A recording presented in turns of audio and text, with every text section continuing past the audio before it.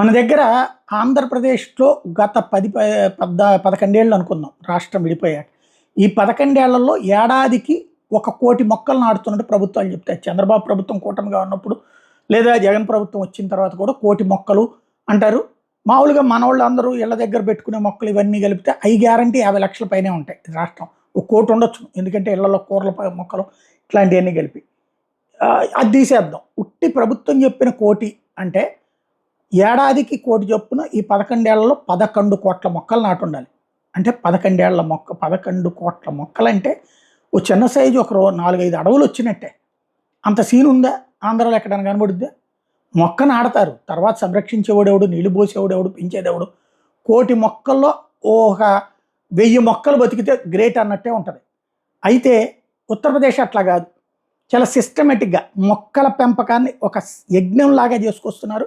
తాజాగా 37,00,00,000 మొక్కలు పంచారు. అయితే ఇప్పటిదాకా పంచినటువంటి వాటిట్లో ఎన్ని సంరక్షణ అయి ఉన్నాయి అని చూస్తే, యోగి ఆదిత్యనాథ్ వచ్చాక దాదాపుగా 7,00,00,000 మొక్కలు నాటితే 4,500,00,000 మొక్కలు బతికినాయి. అది ఇప్పుడు వాళ్ళు చెప్తున్నటువంటి లెక్క. ఎంతవరకు ఫ్యాక్ట్ అనేది భవిష్యత్తు తేల్చాలి.